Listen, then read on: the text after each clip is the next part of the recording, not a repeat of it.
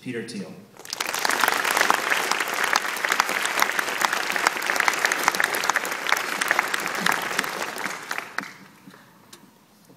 Thank you very much. I think I want to thank all of the awesome organizations here for coming. I want to thank all of you for making it this evening. Just conclude with three somewhat connected thoughts that I've been having about these kinds of breakthrough technologies. One paradigm I've been using to think about it, which I think runs through all of the groups we've heard from today, is a distinction between extensive progress and intensive progress. Extensive progress is when you take things that are working and when you extend them and you replicate them. And that is a very important thing. A lot of what's happening in emerging markets today is extensive in nature. The plan is to basically catch up to the developed world, to copy what is working, and that's sort of the plan China and a lot of other countries have. The other model is intensive progress, where you take the things that are the best in the world and you try to make them qualitatively and dramatically better. And that's the kind of thing that you need to have happen in the developed world.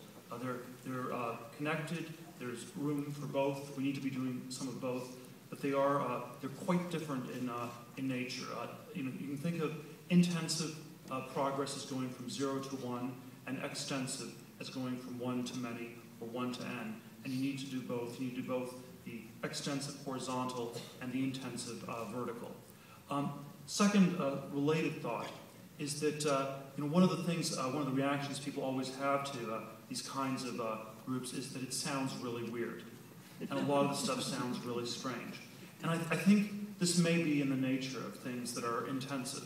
Anytime you're going from 0 to 1, you're doing something that is singular, that's never been done before, and that will sound sort of unprecedented and extraordinary to people, and that will be seen as weird, which is, I think, very different from extensive things, where you're simply mechanically copying and replicating things that have already worked, and it's somehow very valuable, but much more conventional. And I do think that we have this sort of basic trade-off as a society in terms of, do we try to pursue ideas that are weird and have optimism about the future?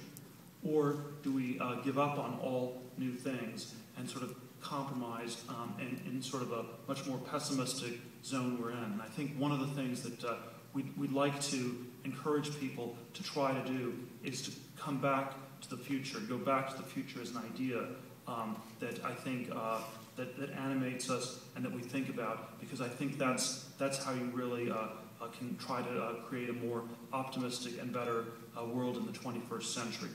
Third thought on all this is that the future is not an abstraction. It's not something that just happens, that other people do.